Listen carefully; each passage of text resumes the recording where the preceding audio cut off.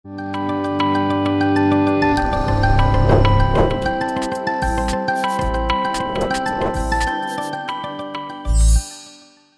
hari ini kita akan belajar tentang kedewasaan rohani. Nah, kita akan masuk di dalam Ibrani 5. Jadi ini adalah pasal yang kelima dari Ibrani. Saya akan bacakan yang ganjil, saudara bacakan yang genap, oke? Sebab setiap imam besar yang dipilih dari antara manusia ditetapkan bagi manusia dalam hubungan mereka dengan Allah, supaya ia mempersembahkan persembahan dan korban karena dosa. Yang dua, saudara.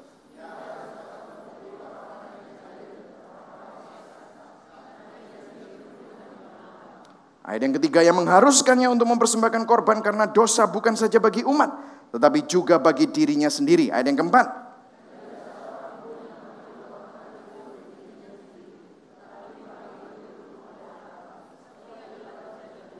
Ayat yang kelima, demikian pula Kristus tidak memuliakan dirinya sendiri dengan menjadi imam besar, tetapi dimuliakan oleh Dia yang berfirman kepadanya, "Anakku, engkau telah kuperanakkan pada hari ini." Ayat yang keenam, saudara. Dalam suatu nas lain, engkau adalah imam untuk selama-lamanya menurut peraturan Melkisedek. Saudara, perhatikan nama Melkisedek karena akan disebut beberapa kali di sini dan saya akan jelaskan juga apa artinya. Dan kemudian ayat yang ketujuh, dalam hidupnya sebagai manusia, ia telah mempersembahkan doa dan permohonan dengan ratap tangis dan keluhan kepada Dia yang sanggup menyelamatkannya dari maut, dan karena kesalehannya ia telah didengarkan. Ayat 8.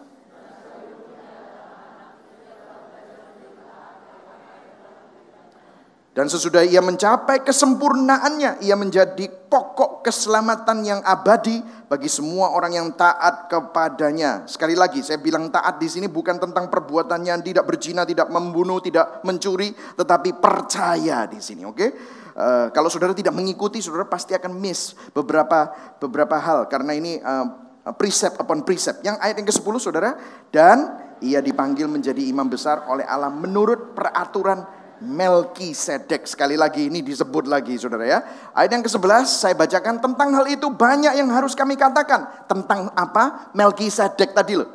Aku tuh mau cerita banyak tentang Melkisedek, tetapi yang sukar untuk dijelaskan karena kamu telah lamban dalam hal mendengarkan. Ayat 12, sebab sekalipun kamu ditinjau dari sudut waktu, sudah seharusnya menjadi pengajar, kamu masih perlu lagi diajarkan asas-asas pokok dari pernyataan Allah, dan kamu masih memerlukan susu, bukan makanan keras. Ada perbandingan antara susu dan makanan keras. Ayat 13, sebab barang siapa masih memerlukan susu, ini saudara jelas, ia tidak memahami ajaran tentang kebenaran, sebab ia adalah anak kecil. Tetapi makanan keras adalah untuk orang-orang dewasa yang karena mempunyai panca indera yang terlatih untuk membedakan yang baik daripada yang jahat. Minggu lalu saya berbicara tentang definisi yang jahat menurut Tuhan itu apa. Diingat-ingat, kalau enggak nanti juga saya nanti akan ulang lagi. Tapi kalau saudara bisa ingat, luar biasa, saudara pasti akan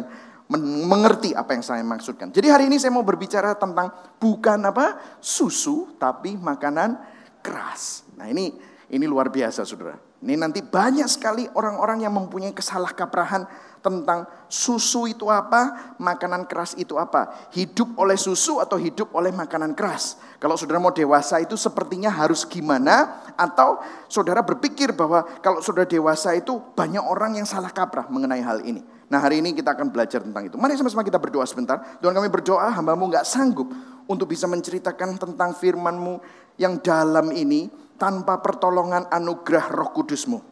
Kami berdoa biarlah ada pencerahan, iluminasi. Biarlah semua yang perlu mereka tangkap, setiap jemaat-Mu dapat menerimanya sore hari ini. Tidak ada seorang pun yang terdistraction dengan WhatsApp, dengan Instagram, Facebook, dan game-game dari smartphone mereka. Tetapi mereka bisa menerima kebenaran yang memerdekakan mereka. Yang siap menerima sama-sama katakan amin. Saudara, saya punya anak 3, yang pertama umur 14, Jonathan, Jed umur 9, dan Jane umur 4, saudara ya. Saya ngomongin tentang kedewasaan. Saya masih ingat waktu Jedediah seumur Jane. Dia itu ngotot banget setiap kali kalau misalnya dia masuk ke kamar saya, dia pasti mau timbang, saudara. Kenapa? Dia mau nanya, aku ini tambah gak beratnya? Setiap minggu dia tanya, am I getting heavier, Dad? Karena apa? Dia mau jadi besar. Karena dia lihat dia kecil, kokonya besar, dia nggak terima. Karena dia suka nonton film superhero. Jadi dia kepingin jadi Spider-Man, Batman, Superman, dan yang lain-lain. Makanya tingkahnya pencilaan sampai seringkali banyak kecelakaan. Begitu saudara ya. Kepalanya bocor, giginya rompal, dan yang lain-lain gitu ya saudara ya. Itu Jet gitu saudara ya. Saya masih ingat dia kalau misalnya dia lihat itu apa, di pintu itu kita tandain tingginya dia begitu saudara. Dia make sure apakah dia tambah tingginya. Tapi anaknya memang tidak terlalu tinggi begitu saudara. Malah kakaknya tambah lama tambah tinggi. Sekarang udah lebih tinggi dari saya begitu saudara ya. Tetapi setiap orang itu kepingin, anak kecil aja punya keinginan untuk bertumbuh menjadi dewasa. Betul saudara? Jane, mau saya bilang, "Hi baby, I'm not a baby." Wah begitu saudara ya. Wah saya bilang, "Okay, you're a little girl." "I'm not little girl, I'm a big girl." Gitu saudara ya. Saya ini cewek yang udah gede gitu. Terus habis itu langsung nyanyi, "La la la la la la la la la." Moana gitu saudara ya. Sehari bisa, dalam 2 jam dia bisa puter 25 kali sampai 26 kali. Saya sama istri saya, oh my gosh, ini lagu sampai terngiang-ngiang gitu saudara ya. Saya lagi nyetir juga bisa tiba-tiba nyanyi Moana begitu saudara ya. Sampai bosen, terus sambil lari di rumah sambil begini, terus rambutnya digini-giniin gitu saudara ya. Waduh saudara. Tetapi ada sebuah kerinduan untuk anak kecil ini bertumbuh secara jasmani, betul saudara? Nah, kalau orang normal, kita semua juga kepingin bertambah dewasa. Ada sebuah quote yang mengatakan begini, "Growing old is inevitable, but growing up is optional." Kalau jadi tua itu sudah pasti otomatis. Tetapi menjadi dewasa itu sebuah pilihan. Betul saudara? Karena tidak semua orang yang sudah berumur, maaf gitu ya, itu dewasa loh. Betul saudara? Kadang-kadang kita semua, apalagi yang cowok-cowok gitu, kita itu jadi papa, kita jadi suami, tetapi kita masih kayak anak kecil. Istri saya kadang-kadang bilang, "Anakku 4. Wah, ya ini suamiku juga anakku gitu saudara ya. Salah satunya begitu saudara ya. Kadang-kadang dia sebel kalau saya tinggal kaos kaki di mana-mana begitu saudara ya. Aduh, ini ndak bapak ndak anak podo ae gitu saudara ya. Kadang-kadang kita juga susah untuk dewasa, tapi kita semua kepingin dewasa. Buktinya setiap tahun pasti ada resolusi. Oh, saya kepingin lebih irit tahun ini. Saya kepingin lebih sabar. Saya tahun ini kepingin lebih kurus. Saya tahun ini lebih sehat. Ada keinginan untuk menjadi dewasa. Saudara bisa identifikasi dengan saya? Betul saudara? Nah, saya mau nanya apa saudara? Karena dewasa bukan hanya jasmani dan secara karakter. Apa definisi kedewasaan rohani? Karena Tuhan juga ingin kita dewasa. Tadi firman tadi dikatakan bahwa susu itu untuk anak kecil. Kamu mestinya jadi orang yang dewasa sehingga kamu bisa makan makanan keras. Nah, hari ini saya mau mengklarifikasikan begitu banyak salah persepsi mengenai hal ini sesuai dengan proper hermeneutik, saudara ya. Dengan cara Bible study yang benar gitu saudara. Nah, ada yang bilang sama saya, "Pak, kalau mau tahu kedewasaan rohaninya dilihat dari Alkitabnya, Pak. Apakah Alkitabnya itu kucel dan penuh dengan stabilo?" Artinya dia suka baca Alkitab. Orangnya sangat rohani, Pak. Ya kan saudara ya? Tetapi sekarang mungkin susah karena semuanya sudah modelnya pakai begini saudara ya. Kalau saudara lihat iPad saya dan mungkin iPhone saya, wah note-nya di Bible itu banyak sekali saudara. Jadi belum tentu. Bahkan saudara maaf nih ya saudara, saya mau kasih tahu kepada saudara, waktu saya konseling sama orang-orang, ada yang ngaku sama saya bahwa dulu supaya terlihat rohani dia sengaja Alkitabnya digini-ginikan supaya kelihatannya dibukai sering dan distabiloi padahal tidak tahu diwoco saudara. Jadi kadang-kadang itu belum tentu benar saudara. Halo? Iya kan? Atau kalau enggak pinjem Alkitab papai atau mamai gitu ya. Oh iya aku baca Alkitab terus. Itu belum tentu benar. Atau kalau enggak begini, saya menemukan chart ini saudara. Cara kalau mau tahu orang itu rohani atau dewasa, lihatin dari cara angkat tangannya saudara. Kalau misalnya pemula, dan ku ingin mengenalmu gitu saudara ya. Tetapi kalau enggak mungkin carry the TV, itu katanya carry the TV. Karena semua yang baik. Kalau enggak mungkin big screen TV, oh segini gitu. Karena semua, atau mungkin begini, atau mungkin begini, atau kayak Mufasa, Lion King, begini saudara. Kalau misalnya tambah rohani lagi, tambah dewasa rohani, wah, mungkin ini guyonan, oke, guyonan. Jangan tersinggung, oke, saudara ya. Ini cuma guyonan supaya Anda bisa mengidentifikasikan dengan saya. Mungkin orang-orang yang backgroundnya karismatik sama saya, itu loh, changing the light bulb, kayak ganti lampu, deng gitu, saudara ya. Itu dewasa begitu, saudara ya. Atau kalau enggak Anda sudah expert, wah, begini, saudara, gitu. Apakah ini, saudara? Seringkali yang diidentifikasikan dengan kedewasaan rohani adalah hal-hal yang lahiriah, hal-hal yang kamu perbuat. Oh, anaknya rajin ke gereja, oh anaknya pelayanan, oh anaknya sering beribadah. Apakah itu, saudara? Tentu saja tidak. Ada yang bilang, oh Pak, dari buahnya, dari perbuatannya. Tapi pernah gak saudara ketemu sama orang yang bukan Kristen, tidak kenal Tuhan, tetapi lebih baik daripada temanmu di gereja? Betul? Apakah itu tanda kedewasaan rohani? Belum tentu selamat, saudara. Tidak ada jalan di dalam dunia ini, di kolong langit ini selain nama Yesus Kristus Tuhan. Saya lagi baca buku, saya tidak punya. Ada bukunya bilang begini, I don't have enough faith to become an atheist. Saya nggak punya iman yang cukup untuk menjadi seorang ateis karena semua bukti-bukti menunjukkan bahwa mestinya kalau orang yang pinter, kalau orang yang ngerti, dia itu akan jadi orang yang punya teisme. Teisme itu cuma satu Tuhan. Gitu. Buku saya senang baca begitu-begitu, saudara ya. Makanya saya bisa mengartikulasikan iman kita ini bagaimana. Nah, apakah itu kedewasaan rohani? Dari sikap dan perbuatannya. Itu betul bisa menjadi salah satu. Tetapi firman Tuhan berkata lain. Sebelumnya, saya mau mengingatkan saudara tujuan kitab Ibrani ini ditulis. Minggu lalu saya sudah jelaskan. Kitab Ibrani ditulis untuk orang Yahudi yang dulu hidup di dalam perjanjian lama. Hukum Taurat. Pahlawannya Musa. Dan kemudian mereka terima Yesus. Hidup baru. Dia mempunyai hidup yang baru, hati yang baru, terima Yesus. Dia menjadi penyelamat yang mengingatkan mereka bahwa ada Mesias. Dan akhirnya dia menerima Mesias itu. Dan sehingga hidupnya menjadi orang Kristen. Tetapi ada penyimpangan, saudara, selang beberapa waktu. Karena mereka terpesona dengan nabi-nabi yang mulai mempunyai pewahyuan-pewahyuan baru yang belum tentu sesuai dengan Alkitab. Sesuai dengan firman Tuhan. Pada saat itu belum ada Alkitab, saudara. Pada saat itu hanya perjanjian lama. Dan mereka nabi-nabi itu punya penglihatan-penglihatan dan perjumpaan-perjumpaan dengan malaikat, saudara. Bahkan memakai malaikat sebagai pengantara antara Tuhan dengan umatnya. Dan Ibrani ditulis konon oleh Paulus yang memang ahlinya tentang umat Yahudi. Dia adalah seorang murid guru besar dari Gamaliel, sekte garis kerasnya Yahudi, Judaisme, yaitu Sanhedrin. Dia sangat pintar sekali dan dia tulis kitab Ibrani. Menurut gaya bahasanya itu adalah Paulus. Nah, kitab Ibrani ditulis karena orang-orang ini mulai menyimpang. Dia dulunya diselamatkan oleh karena kasih karunia dan anugerah, tetapi sekarang kembali kepada cara-cara yang lama, bahkan cari-cari hamba Tuhan untuk menjadi pengantara antara Tuhan dan umatnya. Maka diingatkan sama Paulus, Tuhan Yesus lebih besar daripada nabi, Tuhan Yesus lebih besar daripada malaikat, Tuhan Yesus lebih besar dari Musa, Tuhan Yesus lebih besar dari Yosua. Minggu lalu saya sudah jelaskan kepada saudara, kalau saudara belum, saudara dengar. Nah, kita akan lihat Ibrani 4, minggu lalu kita sudah belajar bersama-sama, kita baca sama-sama, saudara.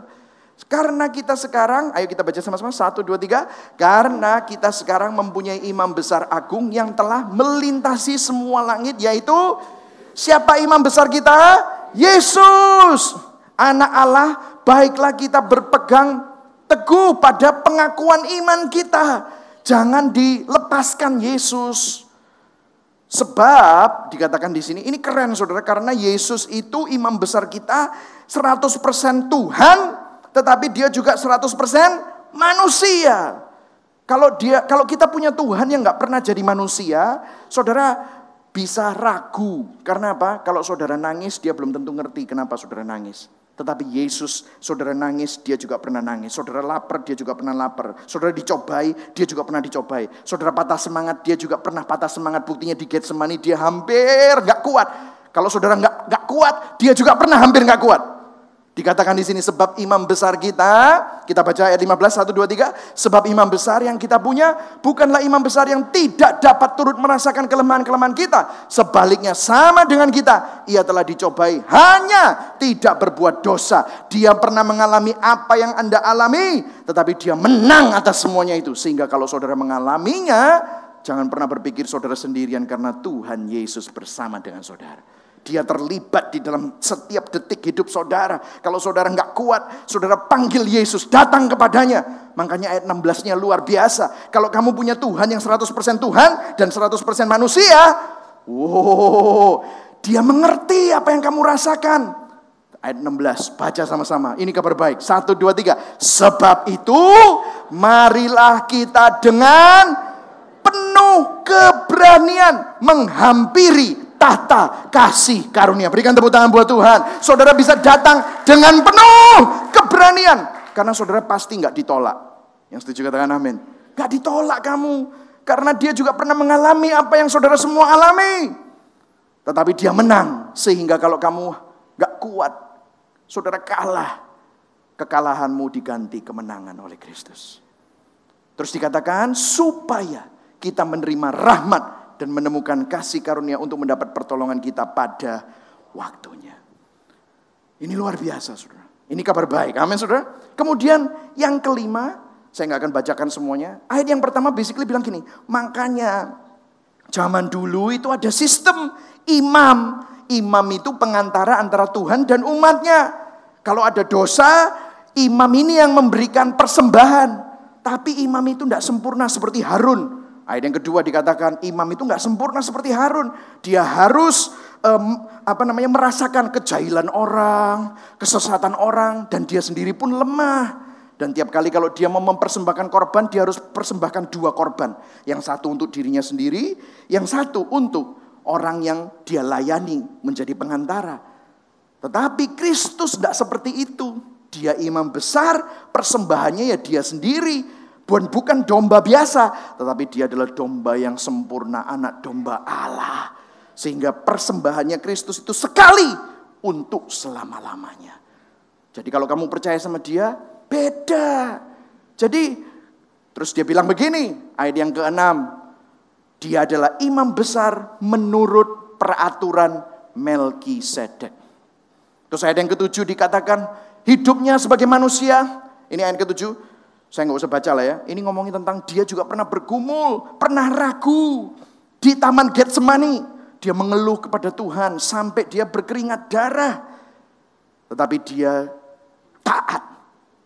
Yesus berkata, bukan kehendakku Tuhan tetapi kehendakmu. Ayat 8, sekalipun ia adalah anak, ia telah belajar menjadi taat dari apa yang telah diteritanya. Dan kemudian dia menjalani salib. Ayat 9, ini semua narasi dari Paulus. Dan sesudah ia mencapai kesempurnaannya, ini mereferensikan kepada apa? Sudah selesai. It is finished. Sudah selesai. Ia menjadi pokok keselamatan yang abadi bagi semua orang yang taat kepadanya. Taat di sini percaya kepadanya. Ayat yang ke-10, dan ia dipanggil menjadi imam besar oleh Allah menurut peraturan Melkisedek. Dari tadi kok disebut namanya sopo sih? Siapakah Melkisedek? Bukan pemain badminton dari Malaysia, saudara ya. Itu lain, saudara ya. Ini Melkisedek ini, saudara ya. Melkisedek ini adalah, kalau saudara, saya langsung kasih jawabannya. Daripada muter-muter, Melkisedek ini adalah tipologi dari Kristus. Nanti di Ibrani 7, nanti beberapa minggu ke depan, saudara akan belajar bahwa Melkisedek ini Raja Salem. Tidak ada negara namanya Salem, itu tidak ada, saudara. Salem itu artinya shalom. Negara yang penuh dengan shalom itu hanya surga. Rajanya namanya Melkisedek. Ketemu sama Abraham. Abraham pertama kali memberi perpuluhan itu kepada Raja Salem namanya Melkisedek. Ini ngomongin siapa? Tipologi dari Kristus.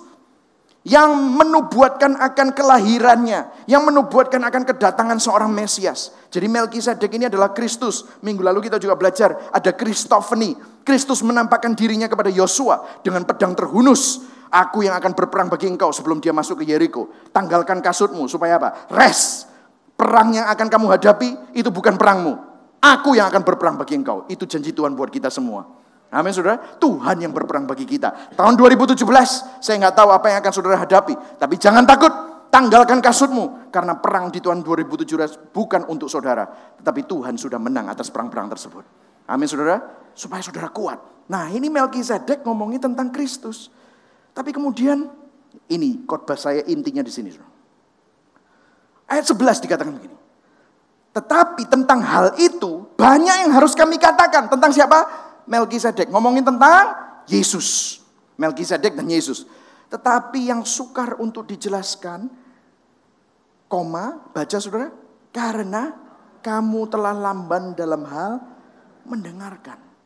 Kamu ini diracuni dengan doktrin-doktrin yang salah. Kamu lamban mendengar. Yang kamu cari hal-hal yang spektakular. Penglihatan. Yang kamu cari apa? Nabi. Yang kamu cari apa? Malaikat. Kamu jadi nggak tahu lagi apa esensinya. Terus kemudian apa sih yang lamban mereka dengarkan ini apa? Nah terus dia ngomong begini. Mulai bawa susu sama makanan keras itu tadi. Ya ayat 12. Sebab sekalipun kamu ditinjau dari sudut waktu sudah seharusnya menjadi pengajar. Kamu masih perlu lagi diajarkan asas-asas pokok dari pernyataan Allah. Bahasa aslinya saya tulis di sini karena ini sama. Nanti saya akan jelaskan. Stoikeon. Belajar Yunani sedikit ya. Stoikeon. Yuk ngomong yuk. Stoikeon. Wah, aku rolo Yunani titik-titik gitu saudara ya. Ya diajari pastorku. Stoikeon. Ini asas-asas pokok. Ini apa? Pengajaran hukum-hukum harus gini, harus gitu supaya kamu diberkati, supaya kamu ini. Kalau kamu mau menerima terobosan kamu harus begini, harus begitu. Ini asas-asas pokok dari pernyataan Allah. Dan kamu masih memerlukan susu, bukan makanan keras. Ternyata susu di sini diidentifikasikan dengan hukum Taurat, dengan cara-cara manusia. Kalau kita mendengarkan sebuah firman dan yang menjadi fokus dari firman tersebut adalah kamu yang harus melakukan sesuatu, itu adalah susu. Halo? Tetapi yang sering didengar adalah kebalikannya, betul saudara? Saudara bisa pergi ke sekolah Alkitab, bisa konfirmasi apa yang saya khotbahkan ini. Banyak orang tidak ngerti tentang konteks dari firman ini dan dia bilang, oke, Yesus, salib, Injil itu susu. Kamu mesti makanan keras. Makanan keras itu apa? Taat, beribadah, puasa. Supaya kamu mendapatkan ini, mendapatkan itu, mengalami mujizat. Itu makanan keras. Susu itu ya Yesus, keselamatan, salib. Itu susu. Terbalik saudara. Ini bahasa aslinya berbicara tentang kamu kok kembali kepada hal yang dulu. Yaitu hukum Taurat. Saya akan buktikan kepada saudara. Atas dasar apa saya bilang seperti itu. Ini kuat dasarnya. Biarlah Alkitab menjelaskan Alkitab. Betul saudara? Bukan Michael Christian yang menjelaskan Alkitab. Atau bukan hamba Tuhan dengan pewahyuannya yang belum tentu sesuai dengan firman Tuhan menjelaskan Alkitab. Alkitab yang menjelaskan Alkitab. Ayat 13. Sebab barang siapa masih memerlukan susu. Lihat, saya kasih huruf merah itu. Baca semuanya. 1, 2, 3. Tidak memahami ajaran tentang kebenaran. Bahasa kebenaran di situ adalah justification. Saya tulis besar-besar.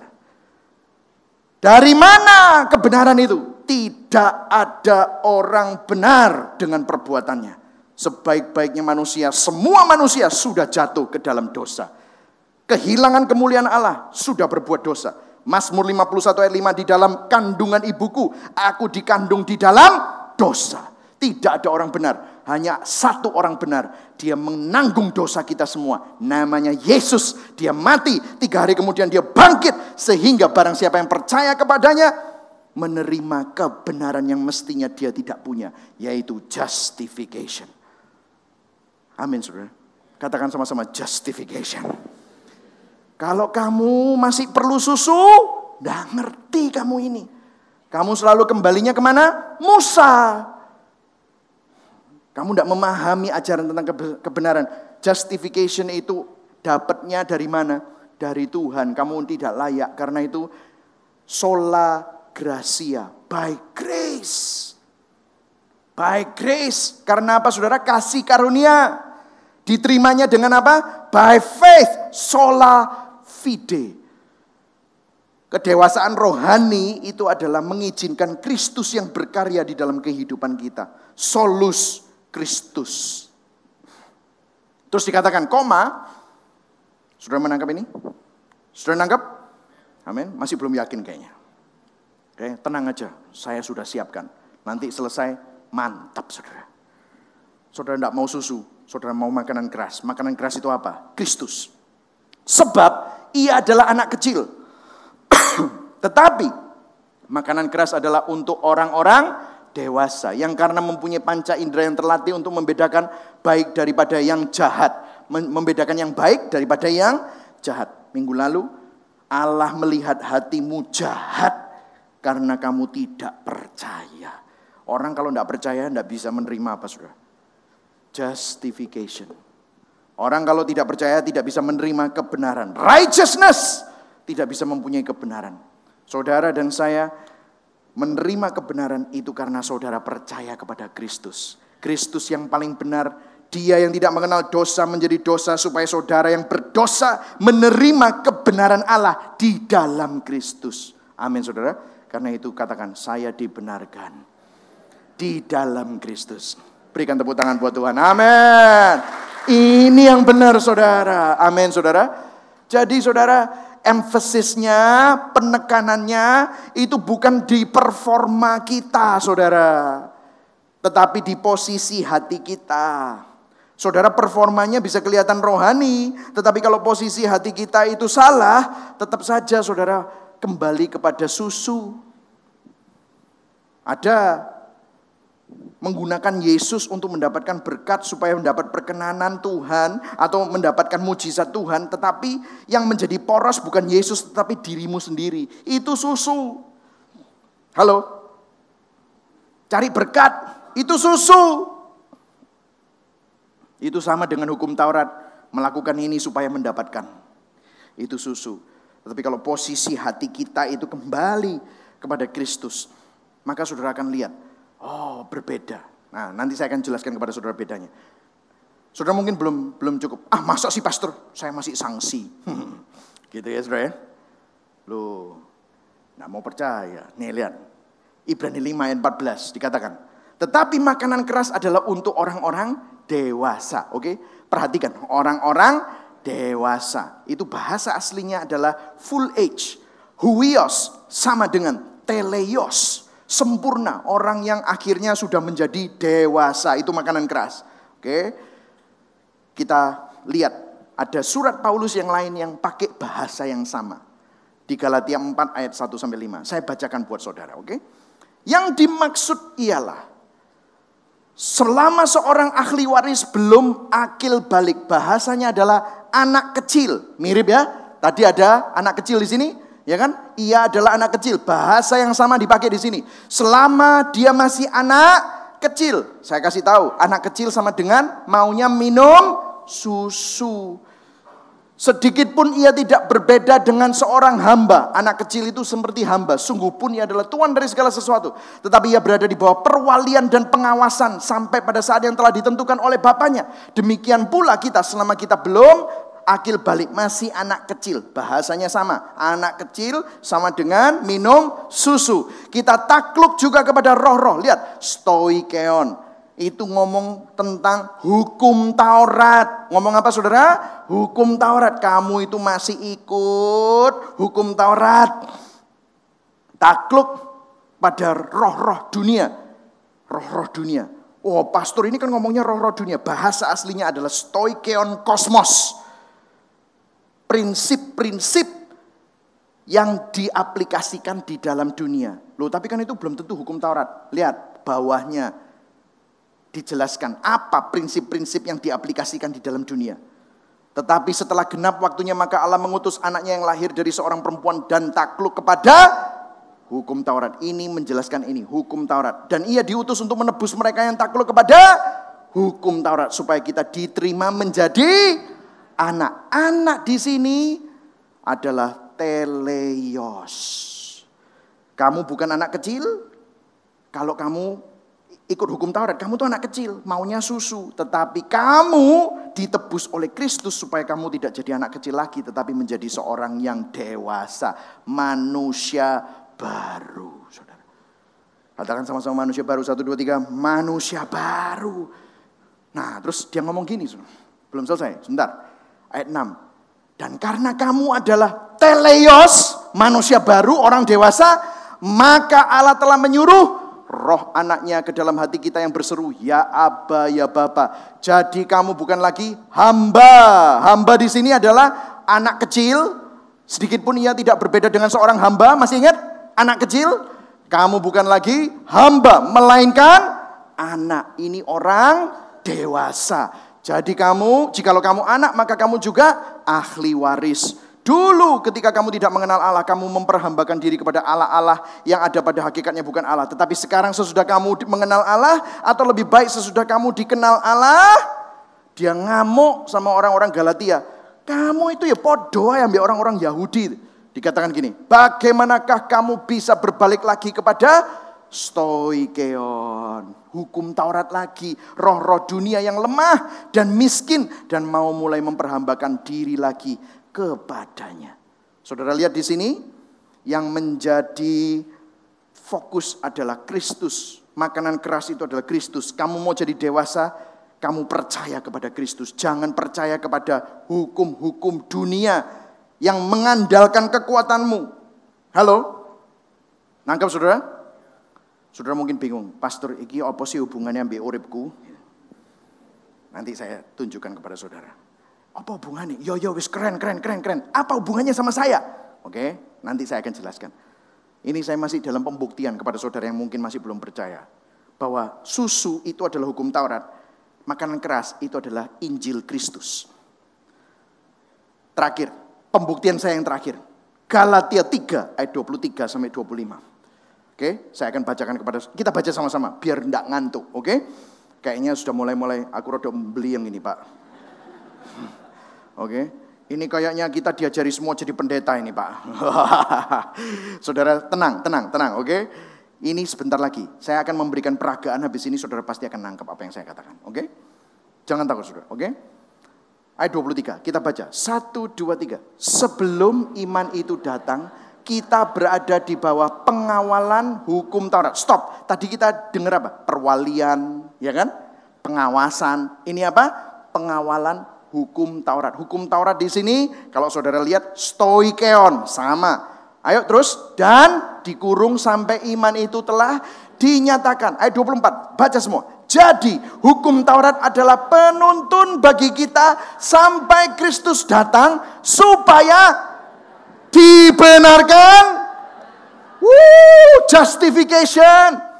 Hukum Taurat itu menunjukkan supaya kamu jelas kamu tidak mampu, supaya kamu cari Kristus. Dan kalau kamu percaya sama Kristus, kamu dibenarkan karena iman. Sola gratia, sola fide. Bahasa Inggrisnya, therefore the law was our tutor to bring us to Christ. Tutor itu bawa kita kepada Kristus. So that we have been justified by faith. Terus ayat 25, baca sama-sama. 1, 2, 3. Sekarang iman itu telah datang, karena itu kita tidak berada lagi di bawah penawasan penuntun, sudah tidak ada. Lah kamu kok kembali kepada penuntun itu loh, ya apa sih? Itulah inti dari Ibrani 5, saudara. Saya panggil Yosua sama Oki untuk maju ke depan. Ada peragaan sedikit, saudara. Masuk, Yosua, Oki. Ini ada Kristus. Ini ada penuntun. Oke, saudara lihat ini. Sini brothers. Kamu jadi penuntun. Kamu jadi Kristus ya. Kristus sih lucu-lucu sedikit ya, saudara ya. Baru graduate ya, saudara. Kalau ada yang mau ngasih kerjaan boleh, saudara ya.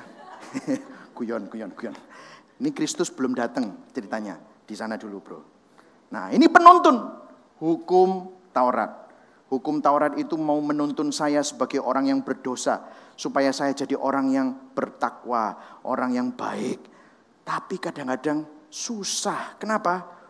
Jadi hukum itu hukumnya itu berat. Jangan gini, jangan gitu. Siapa yang bisa? Berat. Makanya abot soro kayak, nah wis lungguh wis. Wah, abot. Malah kadang-kadang waktu saya berusaha untuk melakukan apa yang penuntun berikan petunjuk, waduh susahnya setengah mati, saya sampai ceblok pisan. Waduh, jatuh dalam dosa. Halo? Ya kan? Penuntun itu juga suka menuntut.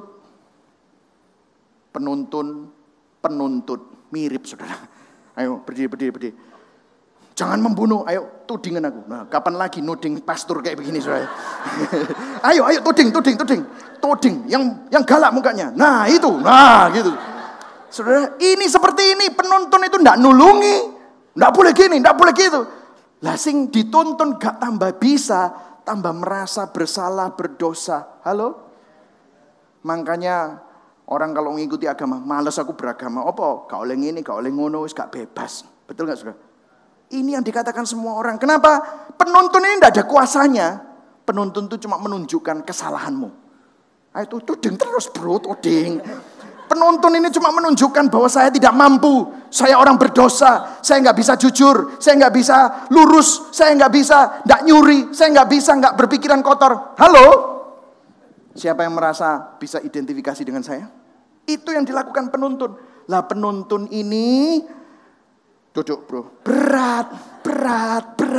Nggak bisa. Saya sering jatuh. Tetapi ada kabar baik. Karena begitu besar kasih Allah akan dunia ini. Tuhan, dia tahu, dia adalah Allah yang adil. Kalau dia cuma hanya mengampuni manusia, dia nggak adil. Lah dosanya diapain? Dia yang harus turun. Pada mulanya adalah firman. Firman itu bersama dengan Allah. Firman itu adalah Allah sendiri. Tetapi firman itu menjadi manusia di dalam bentuk Kristus. Dia melihat keadaan saya yang berdosa. Dia memenuhi apa yang sang penuntun ini tuntut. Ayo ke sana bro. Kaplokono. Jebrok. Enggak lah saudara. Di kesempatan ya bro ya.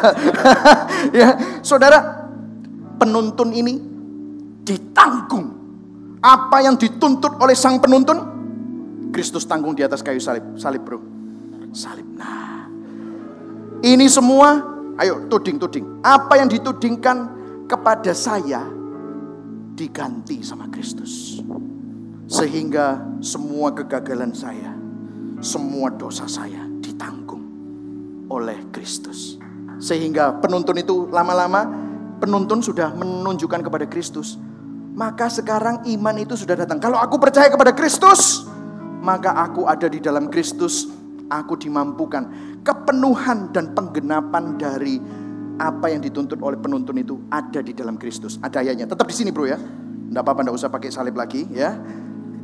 Gini. Matius 5 ayat 17. Kita baca sama-sama. 1, 2, 3. Janganlah kamu menyangka bahwa aku datang untuk meniadakan hukum Taurat atau kitab para nabi. Aku datang bukan untuk meniadakannya, melainkan untuk menggenapinya.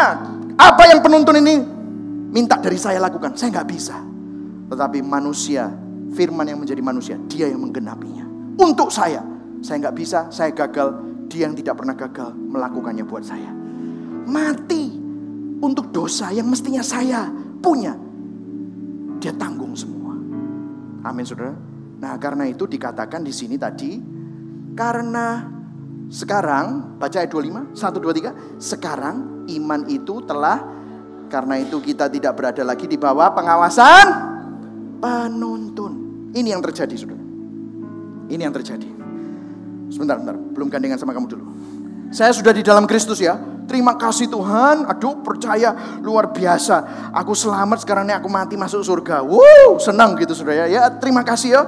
Tetapi begitu ada masalah dengan keuangan, masalah dengan keluarga, balik lagi cari-cari penuntun. Akhirnya kadang-kadang ikut Yesus, kadang-kadang ikut Musa. Ikut Yesus, ikut Musa. Ini lo bingung, bahkan khotbah pun, enggak bisa kamu ngomong tentang Yesus terus. Kamu harus kasih disiplin, kamu kasih kemampuan kita untuk berkomitmen. Ayo komitmennya mana? Itu penuntun saudara. Kita nggak bisa komitmen kalau bukan Kristus yang memampukan kita.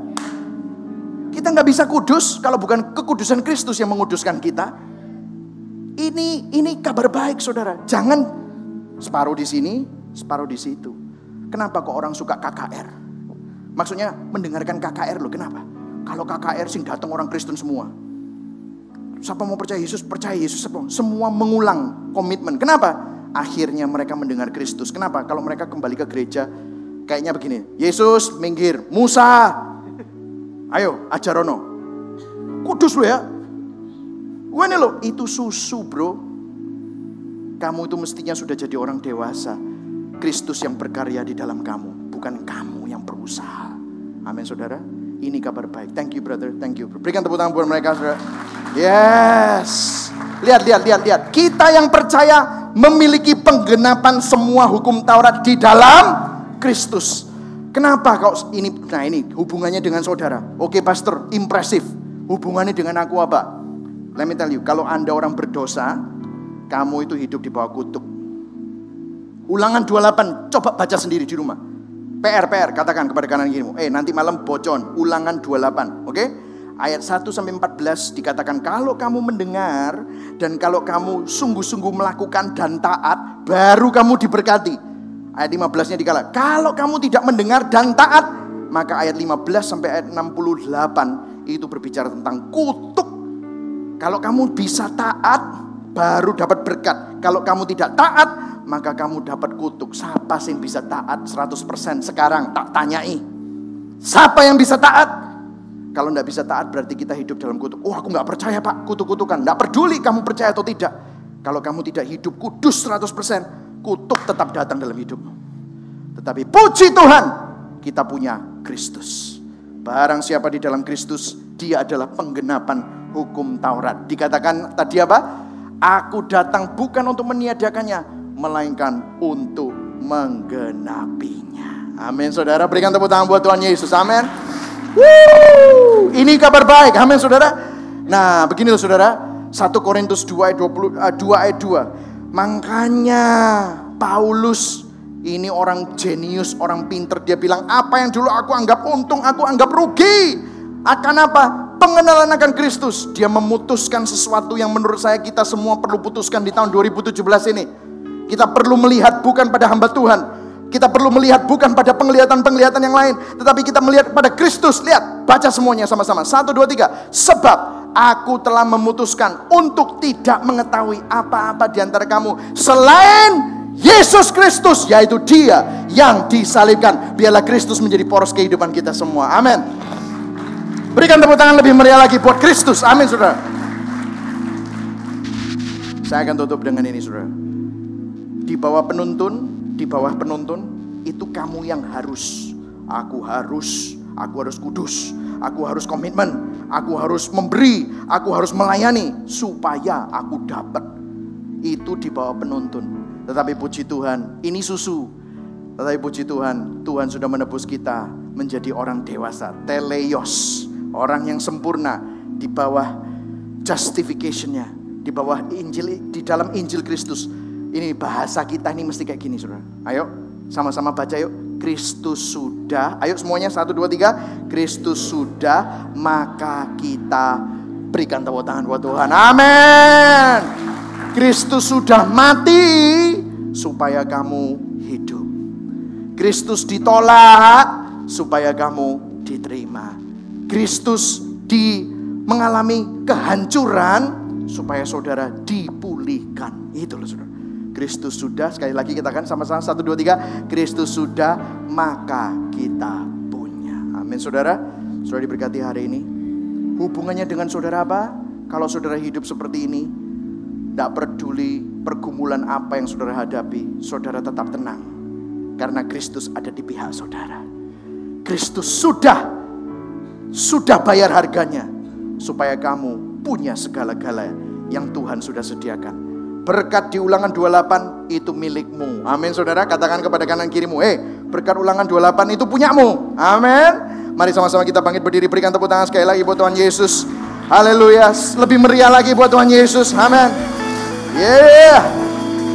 Ayat yang terakhir kita baca sama-sama. 1, 2, 3. Karena dari kepenuhannya kita semua telah menerima apa saudara? Kasih karunia demi kasih karunia. Ayat 17. Sebab hukum Taurat diberikan oleh Musa, tetapi kasih karunia dan kebenaran datang oleh Yesus Kristus. Amin.